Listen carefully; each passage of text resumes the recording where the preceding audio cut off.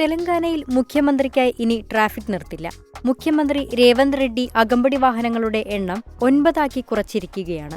ഇതോടെ കേരള മുഖ്യമന്ത്രി പിണറായി വിജയനും രേവന്ത് റെഡ്ഡിയുമായുള്ള താരതമ്യ പഠനമാണ് സോഷ്യൽ മീഡിയ നിറയെ. 20 വാഹനങ്ങളായിരുന്നു തെലങ്കാന മുഖ്യമന്ത്രിക്ക് അകമ്പടിയായി പോയിരുന്നത്.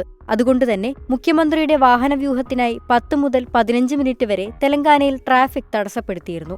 ജനങ്ങൾക്ക് ബുദ്ധിമുട്ടുണ്ടാക്കുന്ന ഈ അവസ്ഥ മാറാനാണ് തന്റെ വാഹനവ്യൂഹം 20-ൽ നിന്ന് 9 രേവന്ത് റെഡ്ഡി കുറച്ചത്. കർണാടക മുഖ്യമന്ത്രിയുടെ സീറോ ട്രാഫിക് പ്രോട്ടോകോൾ തന്നെയാണ് രേവന്ത് റെഡ്ഡിയും സ്വീകരിച്ചത്. ഇതോടെ അടിയന്തരമായി സഞ്ചരിക്കുന്നവർക്കും ഇനി മുഖ്യമന്ത്രിയുടെ വാഹനവ്യൂഹം കടന്നുപോകാനായി കാത്തുനിൽക്കേണ്ടി വരില്ല. പ്രതിപക്ഷ നേതാവ് KCRനും തിരക്കുള്ള റോഡിൽ ഗ്രീൻ ചാനൽ ഉണ്ടാകില്ല.